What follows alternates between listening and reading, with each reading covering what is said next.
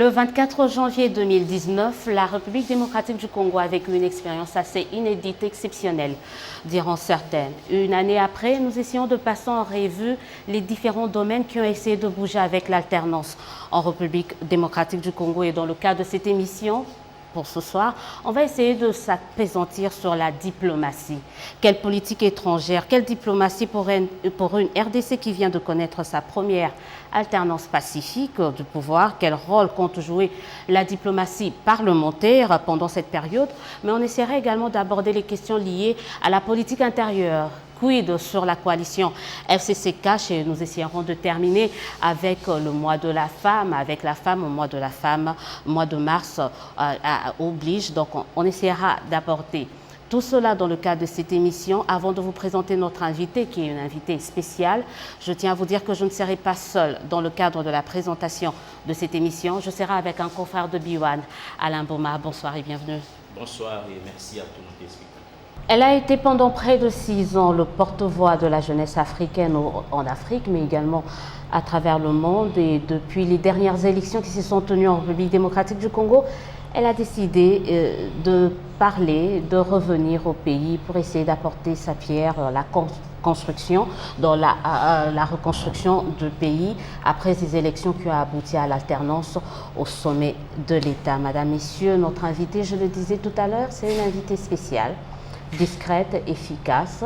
Elle a tenu à nous donner cette opportunité de parler d'elle, de parler de ce qu'elle mène comme action en République démocratique du Congo, puisqu'elle est désormais sénatrice, pas seulement sénatrice, mais présidente de la commission Relations extérieures au Sénat. J'ai le plaisir de recevoir, nous avons le plaisir de recevoir Francine Muyumba. Bonsoir et bienvenue. Merci.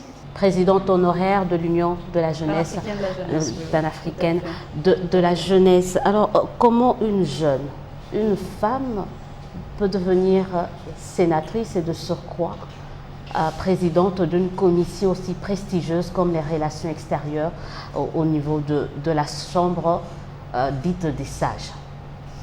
Merci beaucoup. Comme vous le savez, pourquoi? Parce que tout Congolais a le droit de contribuer au développement de notre pays, peu importe l'âge, parce que ce qui compte plus, c'est ce qu'on a dans la tête.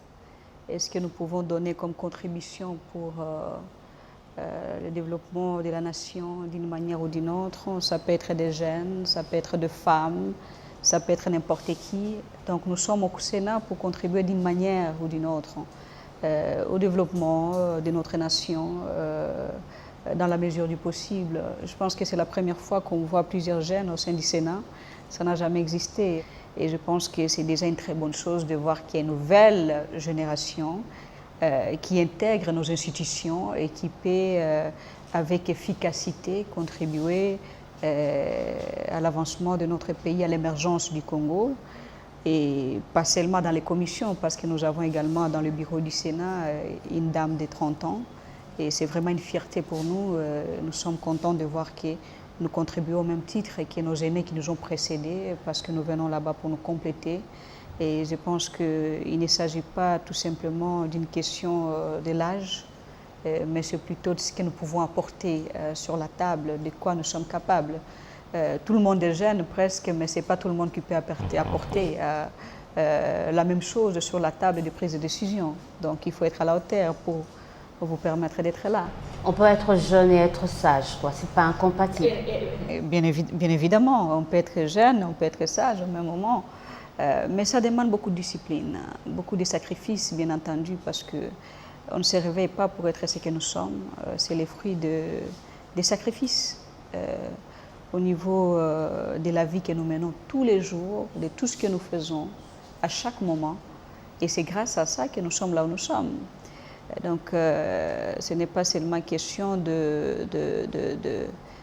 là où on nous a favorisés pour y arriver. C'est parce qu'on a y à travailler et travailler dur pour arriver là où nous sommes arrivés aujourd'hui. J'ai commencé très tôt, je pense, depuis l'université à l'âge de 19 ans. J'ai commencé à sillonner le monde, à sillonner l'Afrique. Et je pense qu'on dit à Lingala que Baïbanga Bomwana. Donc on m'a volé ma jeunesse. J'ai passé toute ma jeunesse en train de travailler et je pense que c'est le travail qui paye. C'est aussi l'expérience de tout ce travail que vous avez accompli, que vous essayerez ou que vous comptez partager au niveau du Sénat quand même. Parce que de l'expérience, il faut en avoir pour intégrer une chambre aussi prestigieuse que la Chambre haute du Parlement. Bien entendu, parce que après avoir parcouru presque toute l'Afrique, près des 95% des pays africains, et au même moment, après avoir participé à des grandes réunions de prise de décision dans le monde, y compris en commençant par la maison qui est l'Union africaine, parce que je représentais au nom de la RDC une organisation de l'Union africaine en matière de la jeunesse. Alors, j'ai eu à prendre la parole dans plusieurs sommets de chefs d'État, j'ai eu à participer dans de grandes décisions du continent. J'ai visité de grandes institutions telles que l'Union européenne, le Parlement européen, le Parlement panafricain, les Nations unies. J'ai eu à plusieurs reprises intervenu au niveau de l'Assemblée générale des Nations unies, d'une manière ou d'une autre. Et je pense qu'avec cette expérience, ça peut tant soit peu, aussi avec la contribution des autres membres de notre commission des relations extérieures, parce que nous avons des personnalités non négligeables dans cette commission des relations extérieures qui est composée de 14 sénateurs. Je pense que l'expérience acquise à l'international peut m'aider à conduire cette commission vers les succès d'ici 2023. D'où donc ce choix pour la commission relations extérieures, parce qu'ayant tellement évolué à l'extérieur du pays, vous vous êtes dit, mais il est temps que je mette cela au service du pays. Exactement. Comme vous le savez, je pense que le choix de la commission des relations extérieures est parti de mon expérience. Mon expérience, parce qu'on ne se réveille pas pour donner des responsabilités aux gens, mais on considère également leurs compétences d'une manière ou d'une autre et voir comment ils peuvent être efficaces pour répondre aux besoins spécifiques de notre Chambre. La Chambre haute du Parlement aujourd'hui est dirigée par un grand diplomate, le président Alexis Thambwe Mwamba, et un grand juriste au même moment. Nous avons la chance d'avoir un diplomate à la tête du Sénat et de diriger cette commission parce que avec lui, nous pensons que nous allons vraiment faire un bon travail tout au long de notre mandature jusqu'à la fin, parce que c'est vraiment un diplomate également doué qui peut nous aider dans la mesure du possible de voir comment atteindre nos objectifs au niveau de cette commission. Vous succédez à notre sénateur qui malheureusement n'a pas été réélu, c'est Mokeni, qui était à la tête, je crois Jean-Claude Mokeni, à la tête de cette commission bien avant vous. D'aucuns se demandent déjà, vous êtes femme, vous êtes jeune, quelle sera la touche, la recette Muyumba pour justement faire la différence avec ses prédécesseurs à la tête de cette commission? Exactement, je pense que mon prédécesseur a eu à faire un bon travail avant nous. Et nous allons juste assurer la continuité de ce qu'il a eu à faire. Il a initié plusieurs lois au sein de cette commission. Il a également travaillé à travers une diplomatie agissante et dynamique qui lui a permis d'être en contact avec plusieurs États du monde, avec plusieurs parlements. Donc la diplomatie parlementaire était également à la hauteur avec la précédente législature et nous pensons que nous venons pour améliorer et voir comment apporter notre connaissance, utiliser nos réseaux pour essayer d'amener cette diplomatie à un autre niveau. Nous ne venons pas pour effacer ce qui a été fait, mais voir ce qui a été fait et améliorer et voir comment aller au-delà de ce qui a été fait pour permettre à notre pays de faire une diplomatie dynamique parlementaire dans le monde. Parce qu'aujourd'hui, comme vous le savez, les élus influencent les décisions internationales.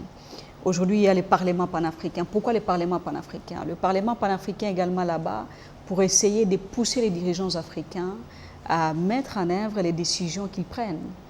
Au même moment, nous avons l'Union de l'interparlementaire, nous avons également le Parlement, la francophonie et d'autres institutions dans le monde.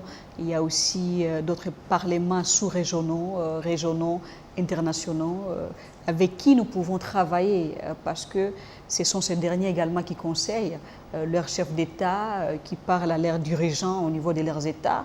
Et nous pensons qu'à travers la diplomatie parlementaire, notre pays, la RDC, peut résoudre beaucoup de problèmes que nous avons, y compris le problème de conflits à l'est du pays, en allant vers les voisins, parler avec eux, consulter les autres parlementaires d'autres États, échanger sur diverses questions de développement, de libre-échange, de la paix, la stabilité dans la région et surtout essayer de résoudre les conflits qui nous divisent dans la région. Dans ces cadres-là, nous pensons qu'avec l'ensemble de mon équipe, de la Commission des relations extérieures, nous pouvons aller vers nos amis et essayer d'appliquer une diplomatie d'équilibre, une diplomatie qui couvre bien entendu les intérêts de tous les partenaires, parce que nous sommes un pays qui est en train de se développer. Nous ne pouvons pas nous mettre à l'écart ou penser à considérer certains partenaires plus importants que les autres. Nous devons aller dans le sens de regarder les intérêts des uns et des autres, les couvrir et faire en sorte que nous puissions, nous, avec les puissances du monde, puissent voir comment faire avancer notre nation. L'RDC seul ne peut pas.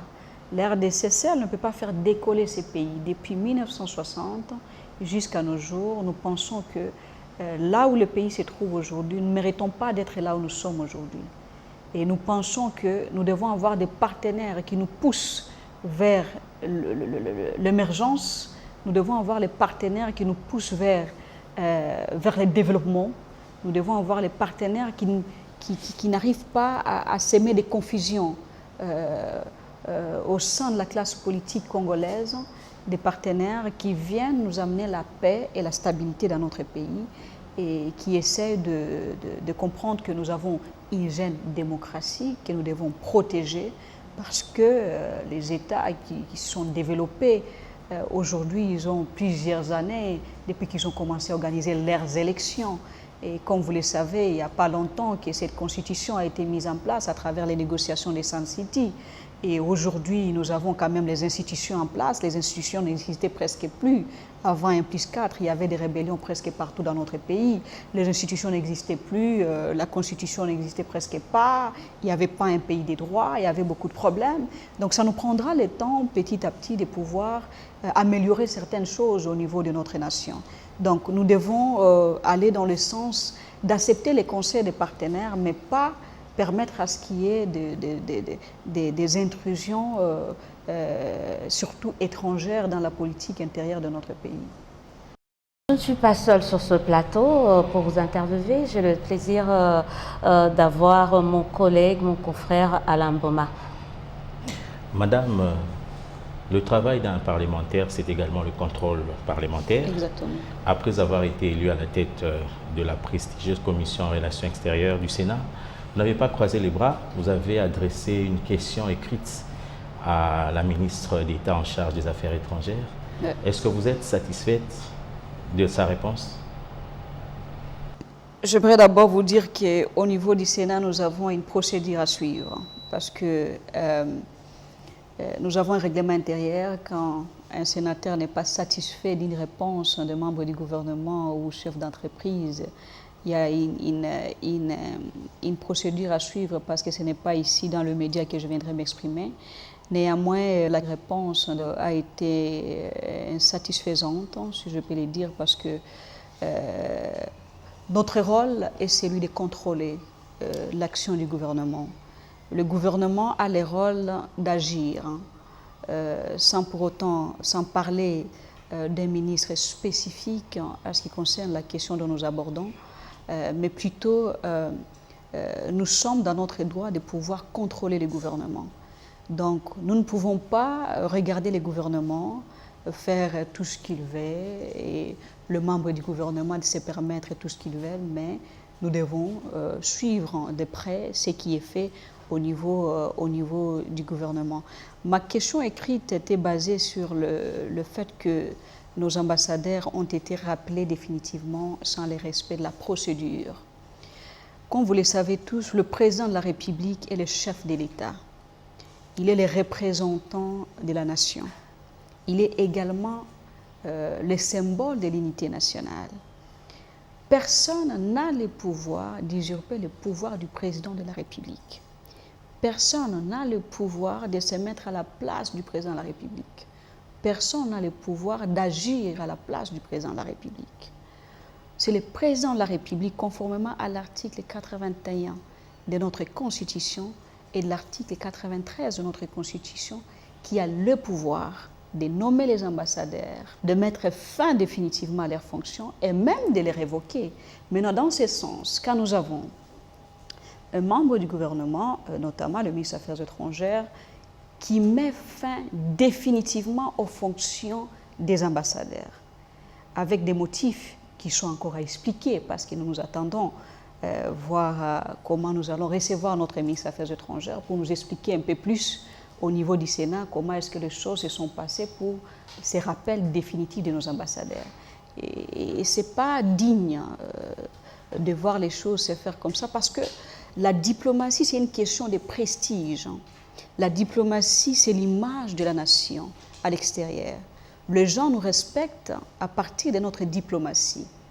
Et si nous devons rappeler nos ambassadeurs, nous devons les rappeler dignement pour permettre de couvrir peut-être nos linges sales qui pouvaient être lavés en famille. Alors, nous ne disons pas ici que notre ministre des Affaires étrangères n'a pas le pouvoir d'agir à ce qui concerne ses prérogatives ou d'agir dans son département, mais ça doit se faire en respectant la Constitution et en respectant la procédure. Nous ne pouvons pas réduire le pouvoir du président de la République. Il est chef de l'État et c'est lui qui est le garant de bon fonctionnement des institutions, et nous devons respecter les pouvoirs du président de la République. Aucun ministre n'a le pouvoir, ni aujourd'hui, ni demain, y compris le Premier ministre, de se mettre à la place du président de la République et d'agir au nom du président de la République, parce qu'il y a la séparation de pouvoir.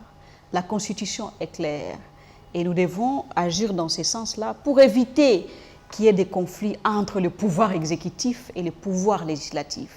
Et nous ne pouvons pas arriver, nous sommes là pour soutenir nos institutions. Nous ne sommes pas en conflit avec notre ministre des Affaires étrangères. Mais vous n'êtes pas satisfaite. Je ne suis pas satisfaite parce que la réponse n'a pas été satisfaisante, à mon humble avis. Je pense, et j'ai le droit, étant que parlementaire, d'avoir plus de justifications de la part de notre ministre des Affaires étrangères.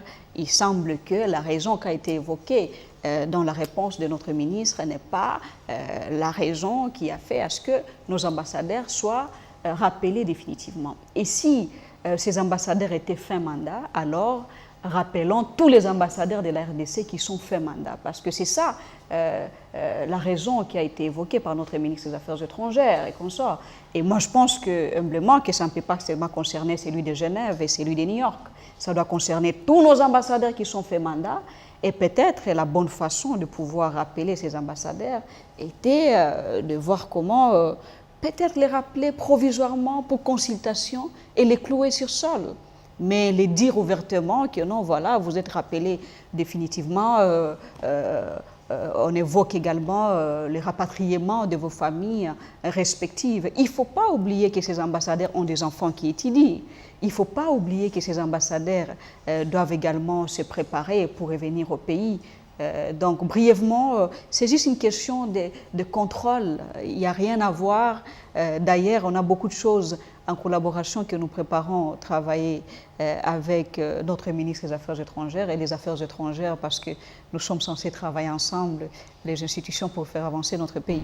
J'estime que selon la procédure parlementaire, vous allez transformer votre question écrite en question orale avec débat. Je pense qu'on finira par là, mais pour le moment, je ne sais pas vous le confirmer. Parce que Est-ce que vous voudrez que la ministre revienne sur sa décision ou comment? Bien entendu, c'est ça l'objectif principal, parce que il faut revoir la procédure. Nous ne disons pas qu'il ne faut pas rappeler les ambassadeurs, mais nous devons respecter la procédure pour les rappels définitifs au pays. Donc il serait mieux, nous recommandons, il serait mieux à ce que notre ministre des Affaires étrangères puisse voir comment revoir d'une manière ou d'une autre cette décision pour que nous soyons bien entendu satisfaits et que ces ambassadeurs soient rappelés dignement s'ils doivent être rappelés au pays définitivement et s'il y aura d'autres ambassadeurs nommés. Donc respectons la procédure. On ne dit pas que ces ambassadeurs doivent rester là où ils sont éternellement. Ces ambassadeurs sont censés un jour, avec un mandat spécifique, dès que ces mandats arrivent à la fin, ils doivent regagner le pays. Mais comment est-ce qu'ils regagnent le pays? Donc nous devons diplomatiquement agir avec beaucoup de sagesse, avec beaucoup de pincettes, parce que c'est très important. La diplomatie a beaucoup d'exigences, tout compte, toute action compte. Donc allons dans le sens de travailler dans une bonne collaboration entre les institutions et voir comment garder une coalition apaisée, politique, dans notre pays jusqu'aux prochaines élections en 2023. Je voulais, on continue avec ça puisqu'on parle de Madame la Ministre, je ne veux pas parler d'elle, mais que vous puissiez nous faire un petit topo de l'actuelle diplomatie du chef de l'État. On l'a vu se déployer quand même, parce qu'on parlera de l'ancien, on essaiera de faire le parallélisme.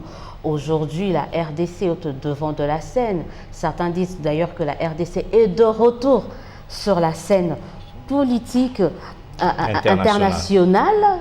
Alors, déjà, comment vous trouvez l'actuelle dynamique que l'actuel président essaie de donner à la diplomatie congolaise? Je ne suis pas d'accord avec vous, madame, parce que, comme vous le savez, dire que la RDC était absente sur la scène internationale, c'est de trop.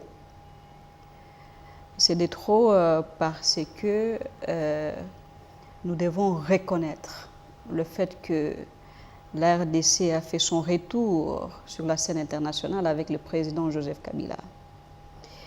À son arrivée en fonction, juste à son arrivée au pouvoir, le président Kabila a eu à faire une tournée internationale. Et pendant cette tournée internationale, il était reçu bien entendu par le président français Jacques Chirac. Le président Kabila a été aussi reçu par le président américain George Bush à plusieurs reprises. Et au même moment, on a eu bien entendu à recevoir ici le président Sarkozy, Nicolas Sarkozy à l'époque. Il était reçu par le président Joseph Kabila. On a reçu également dans ces pays le président Hollande. Et il ne faut pas oublier aussi qu'on a reçu des secrétaires d'État américains, notamment Hillary Clinton et John Kerry, qui étaient tous venus ici en République démocratique du Congo. Bien entendu aussi, on a eu des sommets sous-régionaux et même régionaux, y compris internationaux, organisés ici en République du Congo, notamment la francophonie, le sommet de la francophonie. Malgré l'hostilité de l'opposition à l'époque, c'était un grand succès, et malgré les petits problèmes qui ne manquent jamais.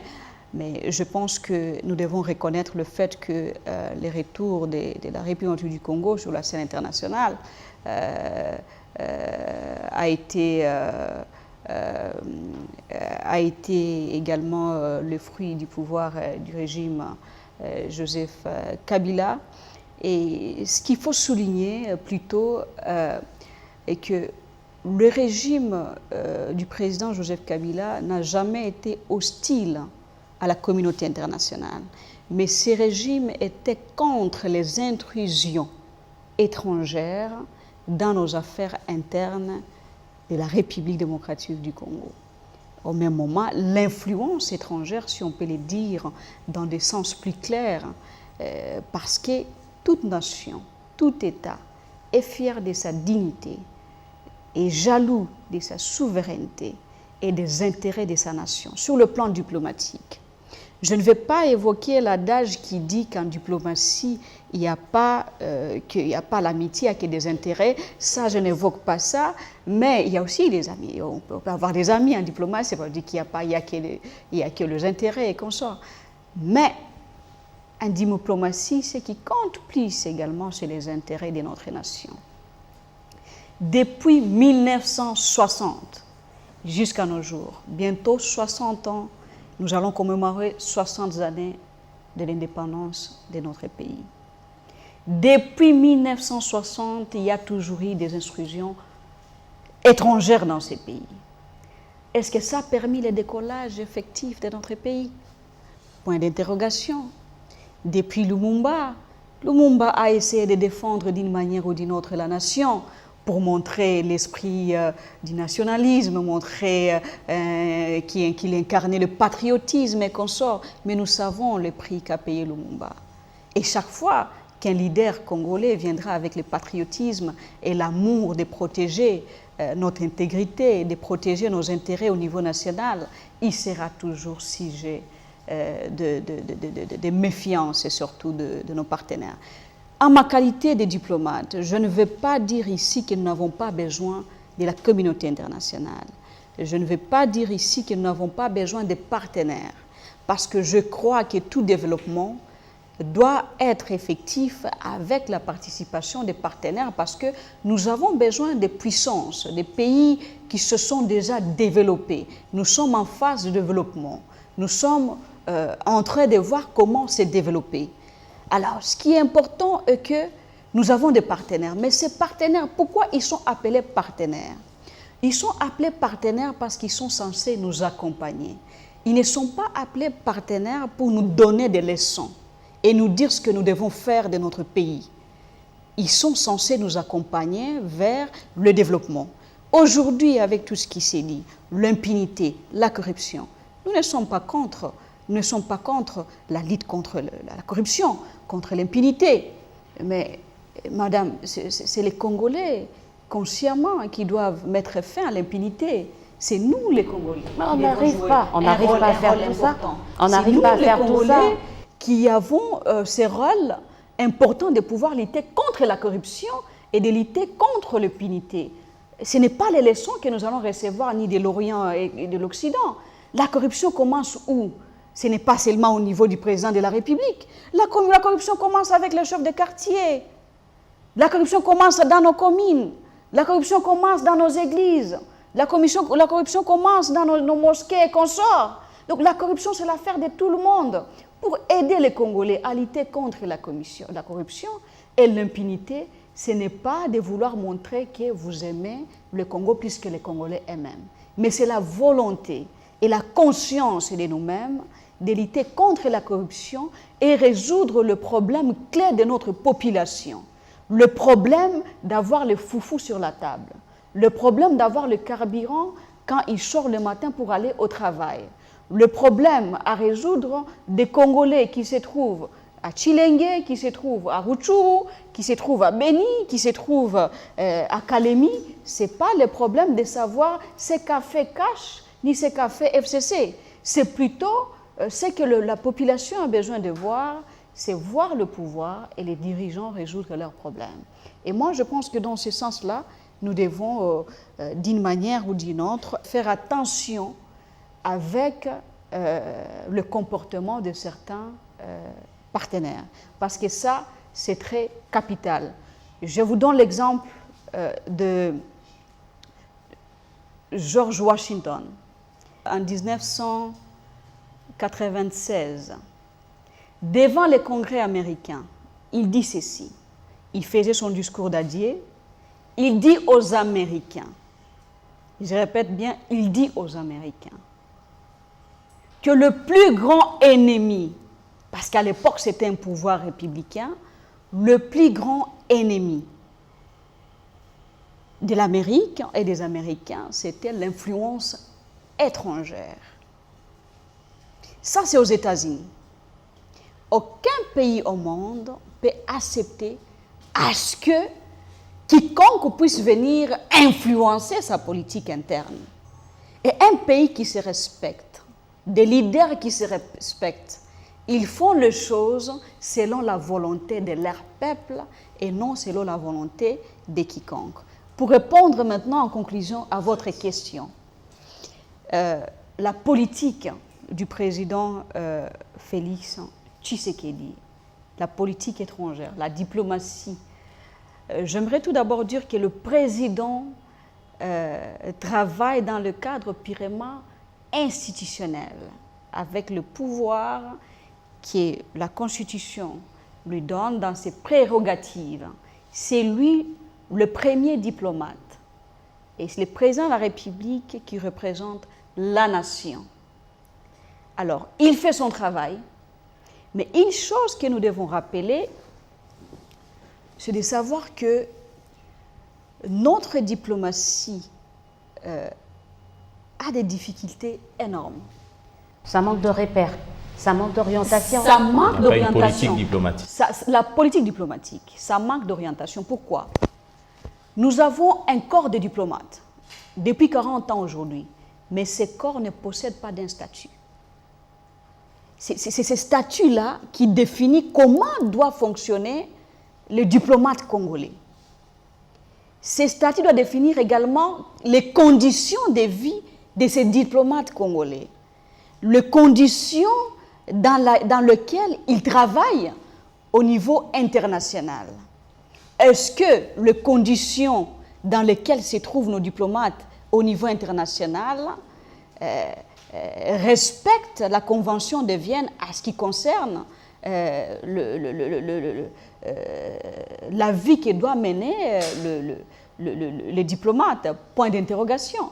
Donc nous, au niveau du Sénat, avec la Commission des relations extérieures, on a déjà pris l'initiative avec quelques collègues, pour essayer de voir comment mettre en place, proposer au niveau du Sénat une loi pour mettre en place ces statuts du corps des diplomates congolais au niveau de la RDC. Le travail est déjà fait, nos prédécesseurs ont commencé ce travail, on a trouvé un document qui est là, que nous voulons exploiter et voir dès la rentrée de la session de mars de pouvoir aborder cette question et aller dans le sens de doter le corps des diplomates congolais avec un statut qui est clair. Dès que nous arrivons à définir une politique étrangère claire de la République du Congo, ça va nous aider à aller de l'avant. L'Amérique, la France, même si on change le leadership du pays, que ce soit un président démocrate, que ce soit un président républicain, dès qu'il arrive au pouvoir, il suit la politique étrangère de sa nation. Certes qu'il peut apporter sa touche, il peut changer des petites choses, il peut prendre d'autres décisions, mais il y a une ligne rouge de la politique étrangère d'un État qu'on ne franchit pas. Est-ce que nous avons cette politique étrangère en République du Congo? Point d'interrogation. La réponse est non. Justement, on assiste ces derniers temps à un rapprochement inédit entre le président de la République et ses homologues rwandais et ougandais. D'aucuns redoutent que ça se retourne contre la République démocratique du Congo. Êtes-vous d'avis? Écoutez, même quand il y a une guerre, on ne stoppe pas la diplomatie. La diplomatie doit continuer, ça dépend de ce qui s'est dit. Ça dépend de ce qui s'est dit et des démarches qui sont menées. Si ces démarches sont dans les intérêts des Congolais, nous soutenons ça. Mais si ces démarches vont à l'encontre des intérêts du Congo et des intérêts du Congo des Congolais, et là, nous avons un problème sérieux. Et jusque-là, je pense que les démarches du président de la République sont dans le sens de pouvoir trouver dans la mesure du possible des solutions aux problèmes, des conflits que nous avons dans la région, mais si ce n'est pas dans le cadre de protéger les intérêts de notre pays, nous pensons que personne ne soutiendra ces démarches. À l'époque de Joseph Kabila, on a plus vu un rapprochement entre la RDC et la Chine. Aujourd'hui, on voit plus un rapprochement, ou on tente un rapprochement entre la RDC et les États-Unis ou les pays occidentaux. C'est peut-être ça la nouvelle ligne politique. Est-ce que ça doit se décider par pays, Si tel vient, c'est plus la Chine par rapport aux grandes puissances. C'est aussi ça la difficulté de la politique ou de la diplomatie en République démocratique. C'est en fonction des puissances sur place, en place.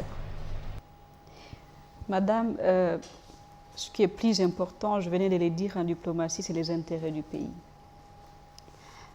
Il faut peser ce que nos partenaires sont capables de faire pour notre pays. Je ne suis pas porte-parole de la Chine, mais je pense que depuis 1972, qu'on a débuté nos relations avec la Chine, on a toujours entretenu de très bonnes relations. La même chose avec les autres États, y compris les États-Unis et tout ce monde. Nous devons faire attention, nous devons faire très, très attention. Nous ne devons pas aller dans le sens de pouvoir faire plus plaisir à certains partenaires en bafouant les autres. Et chose qui n'est pas le cas, je ne vais pas dire qu'on a bafoué les autres partenaires, mais c'est plutôt nous devons avoir une politique étrangère d'équilibre. D'équilibre, pourquoi? Parce que nous avons besoin de tout le monde. Et nous avons besoin de ces puissances. Nous ne pouvons pas négliger le fait que la Chine aujourd'hui joue un rôle important dans le développement de l'Afrique. Pas seulement la RDC. Moi, j'ai sillonné toute l'Afrique. J'ai vu ce qui s'est fait là-bas. Alors, nous ne pouvons pas non plus aussi accepter le partenaire qui vient nous dire que voilà, travaillez avec nous, laissez les autres. Ça n'a pas de sens. C'est à nous de voir là où se trouvent les intérêts de la République démocratique du Congo. Qu'est-ce que tel va amener sur la table pour aider la RDC? Qu'est-ce que tel a proposé pour faire avancer la RDC? Ce n'est pas ce qu'on vient nous dire de ce que nous devons faire de notre pays, madame. Ce n'est pas ce qu'on vient nous dire, comment est-ce que notre politique doit fonctionner, tel et tel, et ceci, cela. Mais plutôt, allons dans le sens de la politique d'accompagnement étrangère et tout ça. Nous faisons attention avec la politique étrangère et la diplomatie. Il y a aussi beaucoup de sous-traitants dans la diplomatie. Il y a des lobbyistes qu'il ne faut pas ignorer parce que j'ai sillonné le monde, j'ai rencontré plusieurs personnes et dans le corridor diplomatique, vous trouvez toujours des lobbyistes qui viennent faire des lobbying pour placer tel et tel, pour faire ceci, cela, pour amener les investisseurs, de rétrocommissions et consorts, tout ça, ça existe en diplomatie. Alors nous devons aller dans le sens de voir les intérêts majeurs de la République du Congo. Est-ce que si nous allons en Chine, nous allons trouver les intérêts de la RDC? Si nous allons aux États-Unis, nous allons trouver les intérêts de la RDC? Si nous allons en France, où sont les intérêts de la RDC? Où sont les intérêts de la RDC? Si nous allons en Belgique, est-ce que nous allons trouver les intérêts de la RDC? Madame, c'est ça la diplomatie. La diplomatie n'est pas une question d'amitié individuelle. Ce sont les intérêts des États. Qu'est-ce que nous gagnons avec les États-Unis? Qu'est-ce que nous gagnons avec la Chine? Qu'est-ce que nous gagnons avec la France? C'est la question qu'il faut toujours se poser quand nous faisons la diplomatie. Et faire une diplomatie et de la hauteur. À travers la diplomatie, nous pouvons mettre fin à la guerre à l'Est. À travers la diplomatie, nous pouvons développer ces pays. À travers une très bonne diplomatie, nous pouvons faire face à beaucoup de problèmes, y compris des problèmes politiques au niveau de la nation. Mais nous n'aimons pas notre pays. Et c'est ça la difficulté. Une dernière question en rapport avec la diplomatie, parce qu'on va prendre pour les minutes qui nous restent l'aspect politique intérieure, parler un peu de la coalition. Est-ce possible une dernière question en rapport avec la diplomatie? La République démocratique du Congo devait abriter le sommet des chefs d'État signataires de l'accord cadre d'Addis Abeba, mais on va de report en report. Est-ce que cela n'entache pas la crédibilité du pays? Bien entendu, parce que quand on s'engage dans les institutions internationales pour faire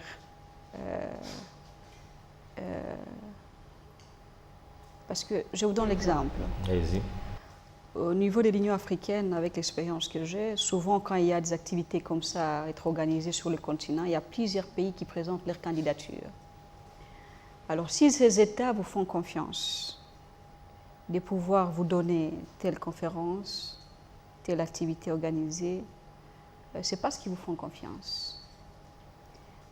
ce n'est pas bon pour l'image du pays et du Congo diplomatiquement d'aller dans le sens de reporter et de ne pas organiser cette conférence dans la région. Je pense qu'il serait mieux le plus rapidement possible de résoudre ces problèmes et que ça puisse se tenir en RDC comme prévu et éviter à ce que ça puisse aller dans d'autres États. Ça ne sera pas bon pour le pays. Donc il serait mieux de trouver une solution le plus rapidement possible. Mais ça dépend aussi des difficultés que rencontrent les autorités qui travaillent sur cette question. Mais ce n'est pas sage, diplomatiquement, de s'engager et puis après ne pas être à mesure de le faire. Il faut trouver dans la mesure du possible une formule pour pouvoir résoudre cette question le plus rapidement possible. Organiser, parce que moi, en fait, sur le plan interne, comme vous voyez avec les voisins, la raison pour laquelle ils ont même construit, ils ont mis en place des infrastructures qui facilitent la tenue de ce genre de conférences, c'est parce qu'ils savent, en amenant les gens chez nous, en RDC, d'une manière ou d'une autre, ça nous aide à travailler sur l'image du pays. Donc nous devons abriter plusieurs conférences dans la mesure du possible avec nos moyens pour essayer aussi de montrer que la RDC est effectivement et à mesure de participer également sur ses responsabilités au niveau international. On espère seulement que ça ne sera pas le cas avec le jeu de la francophonie qui sont attendus en non, 2021. Donc là, on croit fermement que la RDC réussira à relever ce défi d'organiser ces jeux ici à Kinshasa. On va parler, parce qu'on a tendance à oublier qu'on voit Francine Mouimba ouvra à l'Union panafricaine de la jeunesse. Maintenant, là, elle est sénatrice, donc elle parle de la politique intérieure aussi du pays. On a tendance parfois à oublier qu'elle est du FCC, PPRD. Comment vous envisagez l'avenir du FCC Cash au regard de tout ce qui se passe ici? Un temps, c'est un coup, je t'aime, moi non plus. Est-ce que cette coalition va résister? Et surtout que sur le plan diplomatique, vous avez deux visions opposées. Vous venez de le démontrer. Il ne s'agit pas de deux visions opposées. Je parle en ma qualité de parlementaire. Ça n'engage que moi. Ça n'engage ni ma famille politique, ça n'engage personne, ça n'engage que ma personne. Tout ce que je dis, je l'ai dit selon moi et selon ma personne. Alors, à mon humble avis, je pense que ces mariages entre FCC et Cash doivent réussir. Ce n'est ni pour l'intérêt de l'FCC, ni pour l'intérêt du Cash de pouvoir aller vers les divorces. Parce que la coalition, c'est le fruit de l'alternance pacifique. Et nous devons aller dans le sens d'éviter des provocations qui peuvent nous amener à des problèmes que nous ne saurons pas gérer. Cela veut dire que nous devons aller dans le sens de préserver la paix, mettre la paix et la stabilité au-dessus de tout. Le peuple congolais, la population congolaise. Moi, j'ai sillonné le pays à des reprises, toutes les provinces de la République. Quand je regarde nos amis politiciens parler de la RDC, parfois je me pose la question s'ils connaissent réellement la RDC.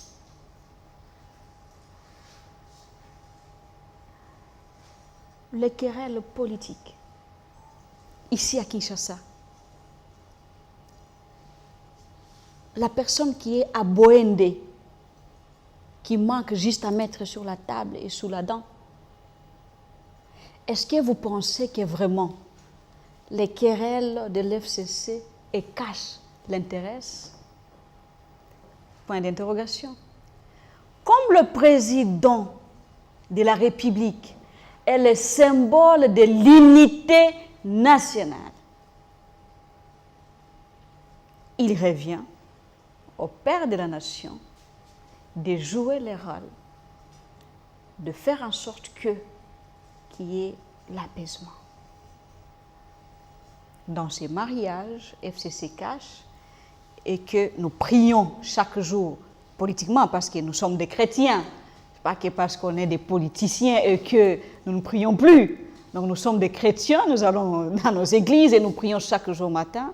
Ma prière personnellement, je prie chaque jour pour que cette coalition puisse aller jusqu'au bout et qu'il n'y ait pas de problèmes.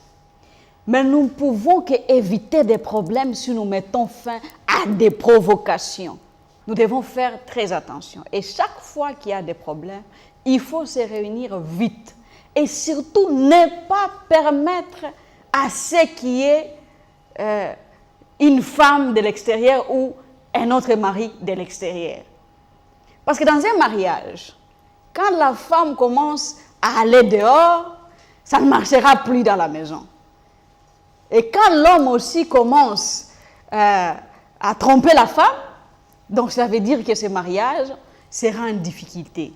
Donc nous devons faire attention avec ce que le partenaire surtout amène dans nos oreilles. Que ce soit Cash, tout comme FCC. Vous savez tous que chaque chose mérite des sacrifices et des prix. L'alternance n'a pas tombé comme un cheveu dans la soupe. Non, n'a pas tombé comme ça. Ce sont les fruits des sacrifices. On a organisé ces élections avec nos propres moyens. Et dans la région, dans la sous-région, je pense qu'on a fait l'exception. Le président Joseph Kabila a accepté de quitter le pouvoir. Non, il n'avait pas le choix. Il n'avait pas le choix, ok. Il a respecté la Constitution. Le président Kabila est parti. Alors on pensait que le problème du Congo était le président Joseph Kabila. Et le départ du président Joseph Kabila, ça pouvait résoudre à la veille de tout, tous les problèmes du Congo.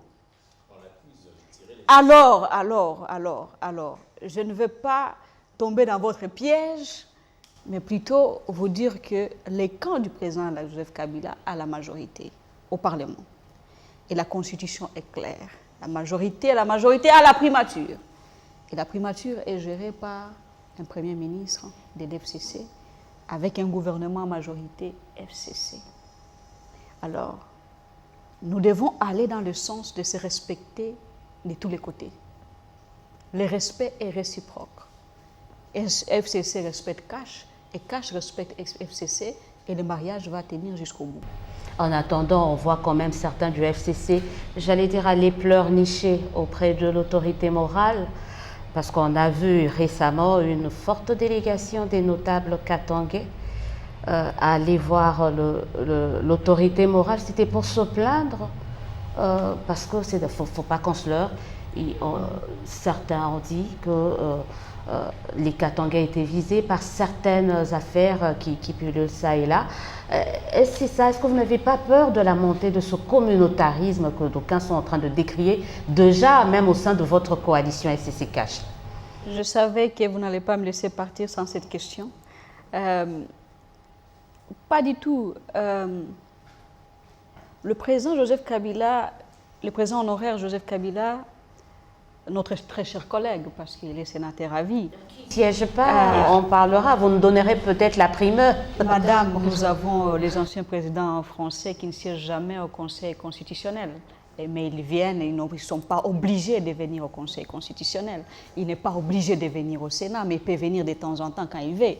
Alors, et ce n'est pas seulement lui, le président Joseph Kabila, qui est sénateur à vie. Et un jour aussi, le président Tshisekedi peut devenir sénateur à vie.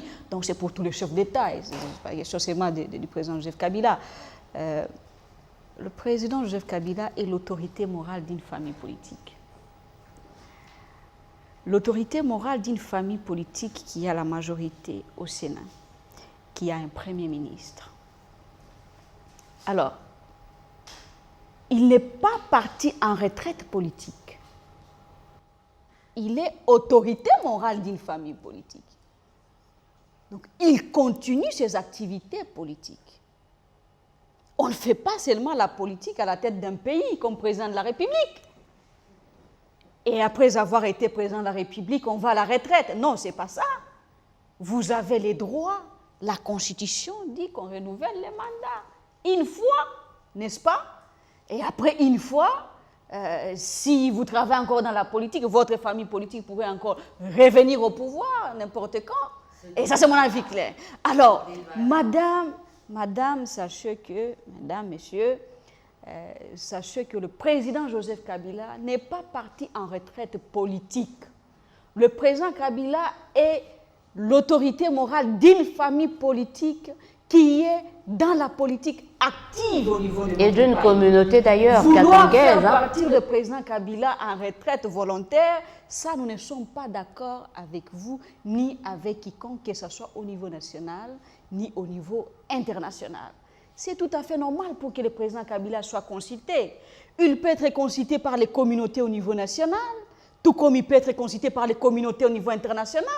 Mais quand la communauté internationale utilise des anciens présidents pour faire des médiations, ils utilisent des anciens présidents pour aller faire l'observation des élections dans les États et qu'on sort, c'est parce que ces personnalités ont de l'expérience. Le président Kabila a géré ces pays pendant 18 ans.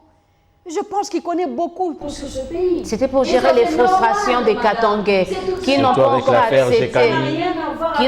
accepté, qui n'ont plus le pouvoir. Ça n'a rien à voir avec les frustrations des Katangais. Moi-même, je suis katangaise. Mais ce qu'il faut savoir est que je suis née au Sud Kivu. Alors, partout au Congo, d'abord, c'est chez moi. Le président Kabila, c'est un nationaliste. Pour lui, son frère, c'est tous les Congolais et toutes les Congolaises. Il a toujours reçu les communautés dans le passé. Ce n'est pas la première fois. Si une communauté cherche à rencontrer le président honoraire, où elle est mal? Parce que c'est peut-être pour une consultation, c'est peut-être pour un conseil, il peut être consulté par tout le monde, même le chef confessionnel, le chef traditionnel. Il peut même être consulté par tous les Congolais. Alors, c'est tout à fait normal de voir le président Joseph Kabila recevoir la communauté katangaise parce qu'en octobre dernier... La communauté katangaise du FCC. Madame, du FCC. En octobre dernier, le président Kabila a reçu la communauté de la province du Sud. FCC. Et il pourra encore recevoir d'autres communautés qui vont demander à ce qu'il puisse échanger avec lui. Mais c'était pour quel motif, au fait? Non, les Katangais ont voulu aller saluer la Katangais FCC. C'est tout à fait normal. Je ne parle pas des Katangais FCC et Katangais Cash. Tout ce que j'ai vu, ce sont des Katangais sur le président Joseph Kabila. On le disait tout au début de cette émission, jeune vous l'êtes, femme vous l'êtes également, et bientôt c'est le mois de la femme. Et au niveau du Sénat, c'est une vingtaine de femmes, c'est un bond en avant, contrairement aux législatures passées. Quel peut être le rôle de cette femme parlementaire, la femme congolaise tout court, dans la consolidation des acquis de cette première alternance en République démocratique du Congo? Bien entendu, les femmes doivent jouer un rôle important de pouvoir participer activement dans tout ce qui s'est fait au niveau du pays, mais plutôt de jouer un rôle important dans leurs familles politiques respectives. Parce que les décisions sont prises dans nos familles politiques, les décisions sont prises au niveau de nos autorités, au niveau de nos familles politiques. Alors il faut faire tout pour que chaque fois vous soyez là et que vous puissiez participer. À ce qui concerne la participation de la femme, la participation politique surtout, nous pensons que nous devons continuer la lutte. Le chemin est encore long, il y a encore beaucoup à faire et il faut convaincre. Convaincre, cela veut dire pour que les hommes soient derrière vous, ils doivent avoir cette conviction et ils doivent croire en vous. J'ai dirigé la jeunesse africaine pendant plus ou moins 6 ans. Je venais de faire à l'international aujourd'hui près de 9 ans. Dans mon équipe, sur les 54 États que je dirigeais, je n'avais que 2 femmes. Alors il fallait convaincre les hommes que je suis femme, j'ai besoin de vos voix, je vais vous diriger. Cela veut dire qu'il y a des qualités qu'il faut incarner. Il ne faut pas être femme juste pour être femme. Et dans ces qualités, il y a des choses que tu dois te priver. Tu ne peux pas faire tout ce que font toutes les femmes. Il y a aussi le sacrifice qu'il faut faire. Cela veut dire qu'il faut beaucoup travailler. Et aussi montrer des chemins, parce que quand vous êtes leader, vous êtes à la tête d'une institution, vous portez tout ce qu'il y a comme charge. Quand je représentais l'Afrique, ce n'était pas facile, parce que chaque région, chaque pays a sa culture. Alors, il fallait gérer dans le sens de pouvoir mettre tout le monde d'accord. Vous avez les francophones, vous avez les anglophones, les anglophones, les lusophones, vous avez toutes les cultures. Maintenant, vous gérez tout ce monde pour les amener dans une même culture. Dans une même culture, cela veut dire de pouvoir prendre les mêmes décisions et avoir la même compréhension des choses. Dans mon équipe, à part les États qu'on dirigeait, parce que les États étaient représentés par un représentant, et maintenant il y a la structure elle-même où il y avait 14 représentants. Et dans ces 14 représentants qui représentaient chaque région, j'ai piloté ça. Dans ça, on n'était qu'à 2 femmes. Une Tanzanienne aujourd'hui, Mboni Muhita, qui est aussi députée dans son pays, elle est également au Parlement panafricain.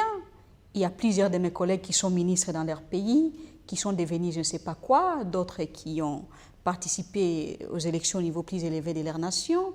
Il y a même d'autres qui sont envoyés aujourd'hui en RDC comme ambassadeurs de ces États-là. Donc, avec tous ces gens, il fallait convaincre les hommes. Nous nous trompons parfois. Les qualités que doivent incarner la femme dans le leadership sont des qualités qui demandent beaucoup de sacrifices. Comme je venais de le dire, il y a des choses que tu peux faire, il y a des choses que tu ne peux pas faire. Il y a les endroits que tu peux aller, il y a des endroits que tu ne peux pas, fréquenter. On demande un peu trop à la femme, quand même. On demande un peu trop à la femme, parce que la femme doit travailler doublement. La femme est censée travailler doublement pour être acceptée. Et vous savez déjà nos cultures en Afrique. La culture ici chez nous, quand la femme hausse la voix, qu'est-ce qu'elle veut montrer?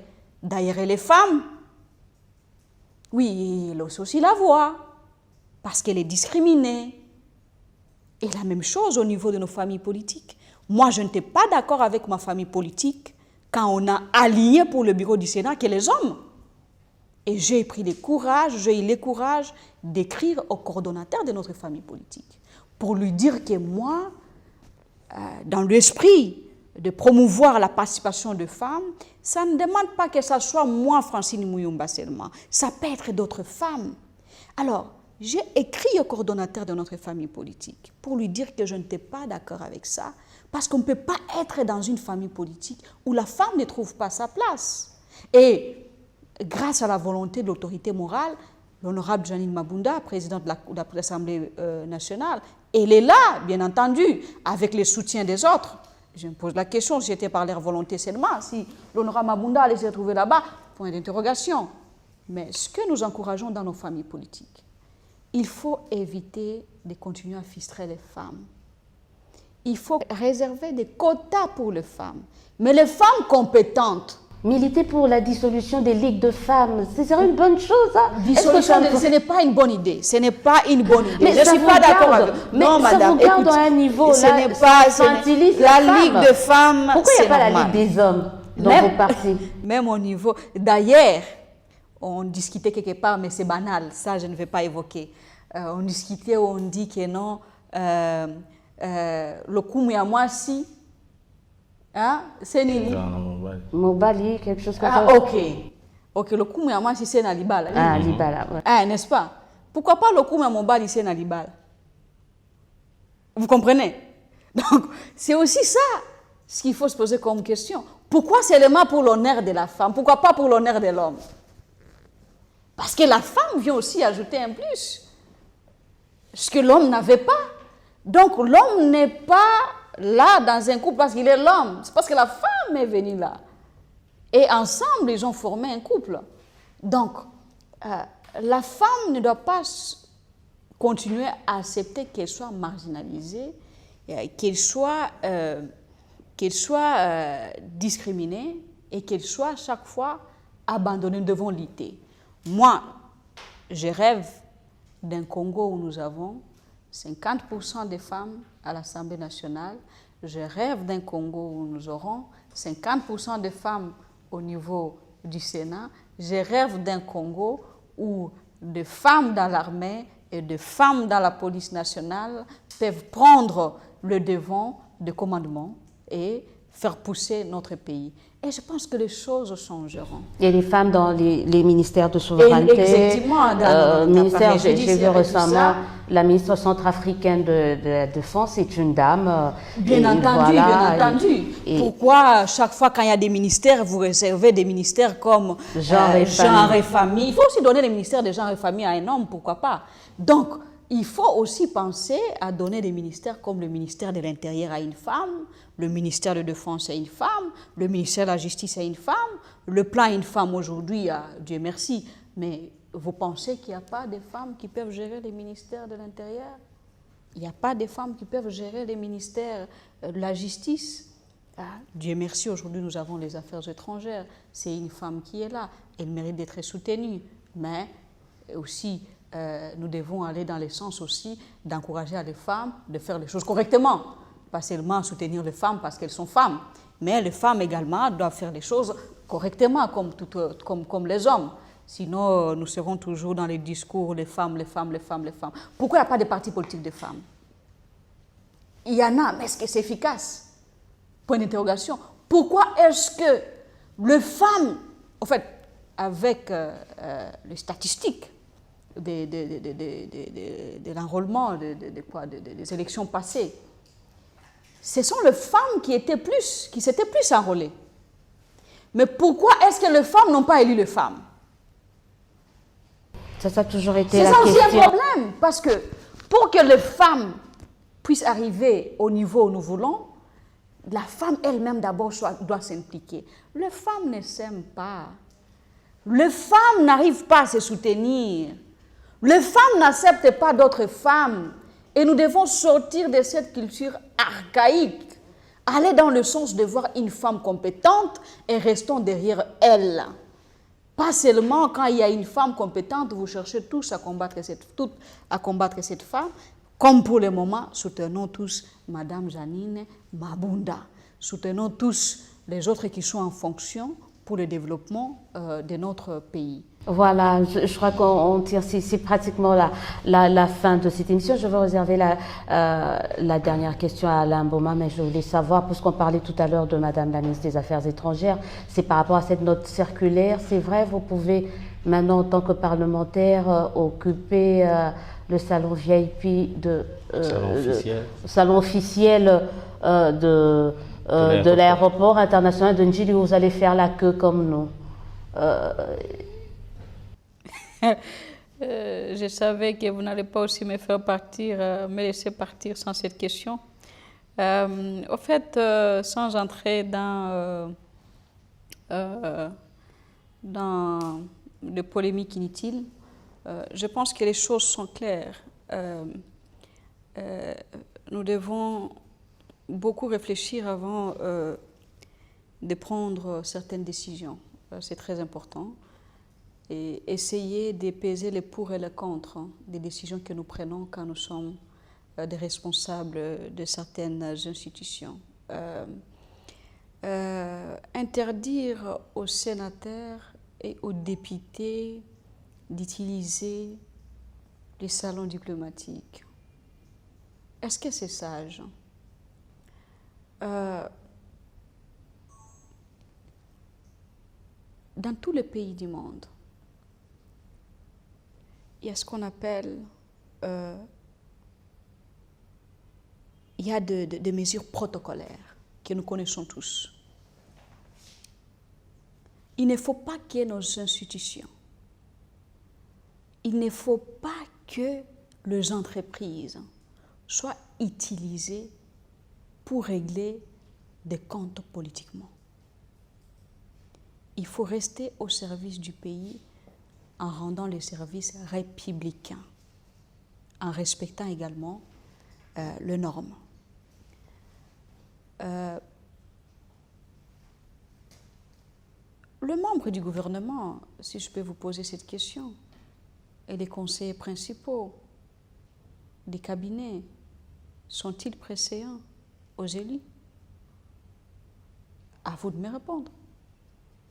Si on considère que le membre du gouvernement et certains conseillers principaux sont supérieurs et certains d'IRCAB aux élus du peuple que nous sommes, alors, si c'est ça le cas, nous acceptons même de passer derrière Maluku pour arriver à l'aéroport sans pour autant utiliser les salons qui sont là au niveau de l'aéroport. Moi, je n'ai pas de problème, même si on me demande, quand tu as dit comme vous êtes qui? Madame, vous êtes citoyenne congolaise. Les fonctions arrivent, les fonctions partent. Aujourd'hui, c'est moi, demain, ça pourrait être vous. Vous n'êtes pas une simple citoyenne. Vous êtes journaliste de votre État. L'avenir est meilleur, il y a beaucoup de choses à venir. Et demain après-demain, vous pouvez aussi être ministre. Vous pouvez devenir député, vous pouvez devenir premier ministre. C'est une prophétie. Tout ça. Amen. Donc c'est possible. Mais ne vous considérez pas comme simple citoyen, ceci, cela, citoyenne et consort. Même simple citoyen, Dieu fait à ce que nous puissions nous retrouver, nous tous dans nous sommes. Il n'y a pas eu de miracle qu'on a évoqué, mais Dieu a voulu pour que nous soyons là. C'est le destin et ça peut être le cas pour vous demain. Alors, si moi-même, si on me demande de passer, je ne sais pas où, moi je fais passer, je n'ai pas de problème. D'ailleurs, ça ne me casse pas la tête. On me l'a déjà demandé une fois. Je l'ai fait. Je suis allée, j'ai embarqué, il y a eu des provocations, je ne me suis pas lancée dans les provocations, j'ai pris sagement, j'ai utilisé mes tactiques diplomatiques, de faire attention avec les personnes qui n'ont rien à perdre, je suis montée dans un avion et je suis allée. Donc cela veut dire que nous ne pouvons pas provoquer les élus.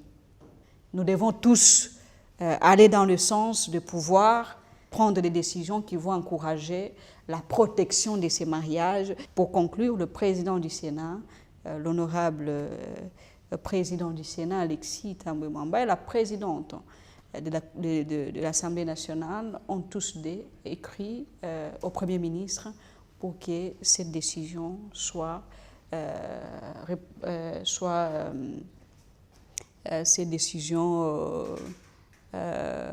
pour voir comment la ministre des Affaires étrangères pouvait revenir à sa décision. L'opinion nationale vous a découvert tôt, jeune, 6 ans à la tête de l'Union panafricaine de la jeunesse. Vous êtes rentrée au pays, élue sénatrice, présidente de la commission Relations extérieures du Sénat. Mais jusqu'où ira Francine Muyumba?